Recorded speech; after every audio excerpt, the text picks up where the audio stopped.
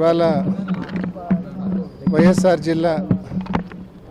జిల్లా పరిషత్తు సర్వసభ్య సమావేశంలో మరి గౌరవ జెడ్పీటీసీలు ఎంపీపీలు అందరితో కలిసి పాల్గొనడం జరిగింది.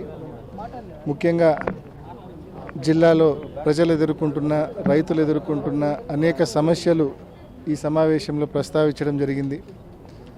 అదేవిధంగా ఎన్నికలప్పుడు చంద్రబాబు నాయుడు గారు ఏదైతే సూపర్ 6, సూపర్ 7 అంటూ హామీలు ఇచ్చారో 50 ఏళ్ళు దాటితే బీసీలకు పెన్షన్ ఇస్తానని చెప్పారు. అదేవిధంగా 18 ఏళ్ళు దాటిన ప్రతి మహిళకు డబ్బులు ఇస్తామని చెప్పారు. 18,000 రూపాయలు ఏడాదికి ఇస్తామని చెప్పారు. అనేక పథకాలు సూపర్ 6లో భాగంగా చెప్పారు. అవన్నీ కూడా మరి ఎప్పటి నుంచి ప్రభుత్వం ఇస్తుంది అని చెప్పి కూడా మరి అధికారులను ప్రభుత్వాన్ని ఈ సమావేశంలో ప్రశ్నించడం జరిగింది. ముఖ్యంగా రైతులు చాలా ఇబ్బంది పడుతూ ఉన్నారు.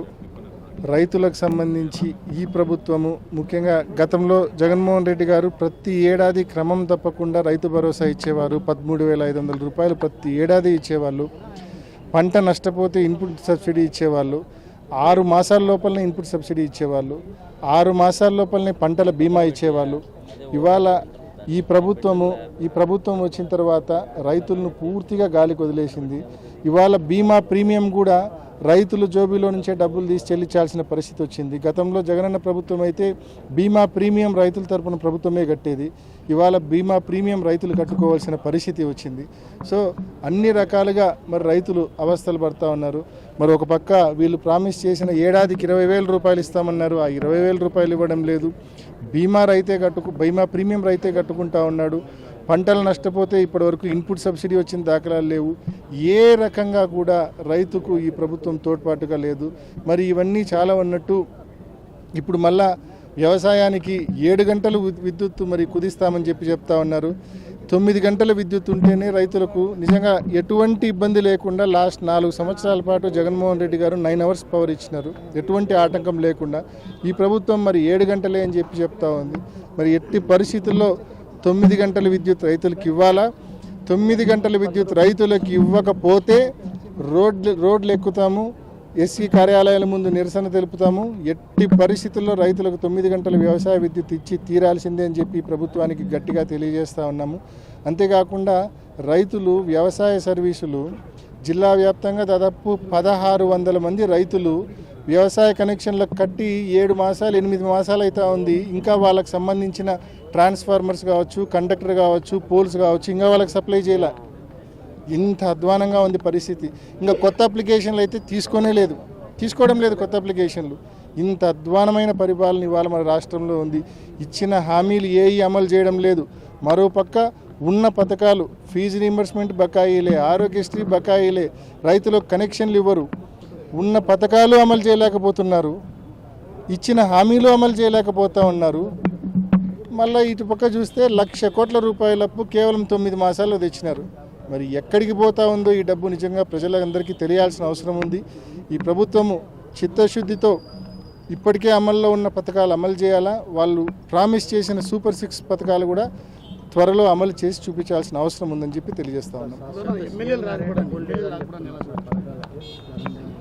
చంద్రబాబు నాయుడు గారు 14 ఏళ్ళు ముఖ్యమంత్రిగా ఉన్నారు. ఇది దాదాపు 4వ టర్ము.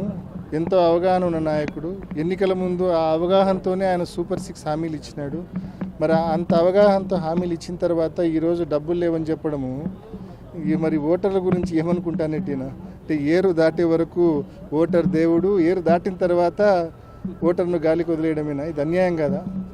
ఇంతకంటే అన్యాయం ఏముంటుంది? ఘోరాతి ఘోరంగా ప్రజలను మోసం చేయడమే కదా. ఈరోజు మీరు చూడండి, నేను చెప్పడం కాదు, మీరు కనుక్కోండి. ఈరోజు పొద్దున్నే ఆర్యవైశ్యులను కొంతమంది కలిసించి ప్రొద్దుటూరుకు సంబంధించి, కడపకు సంబంధించి వాళ్ళు చెప్తా ఉన్నారు, జగన్మోహన్ రెడ్డి గారి హయాంలో ఆ 4 సంవత్సరాలు 5 సంవత్సరాలు ప్రజల చేతిలో డబ్బులు ఉన్నాయి. ప్రజలు కష్టపడి సంపాదించే డబ్బుతో పాటు ప్రభుత్వం కూడా పథకాల రూపంలో తోడ్పాటు అందించింది. కాబట్టి ప్రజల దగ్గర కొనుగోలు శక్తి ఉన్నది. కాబట్టి షాప్స్లో కూడా బట్టల షాప్ కావచ్చు, గ్రాసరీస్ కావచ్చు, అన్ని షాప్స్లో కూడా వ్యాపారం జరుగుతున్నది, యాక్టివిటీ ఉన్నింది, బిజినెస్ యాక్టివిటీ ఉన్నింది. ఇవాళ ఈ కూటమి ప్రభుత్వం వచ్చినాక లాస్ట్ 8 నెలల్లో వ్యాపారాలు అన్నీ డల్ అయిపోయినాయి. బట్టల షాపుల దగ్గర నుంచి అన్ని రకాలైన షాపుల్లో కూడా వ్యాపారాలు డల్ అయిపోయినాయి. కారణం ప్రజల దగ్గర కొనుగోలు శక్తి లేదు. ప్రజలు కష్టపడి సంపాదించే డబ్బుకు ప్రభుత్వ పథకాలు కూడా తోడ్పాటు ఉంటేనే ప్రజల దగ్గర అంతో ఇంతో కొనుగోలు శక్తి ఉంటుంది.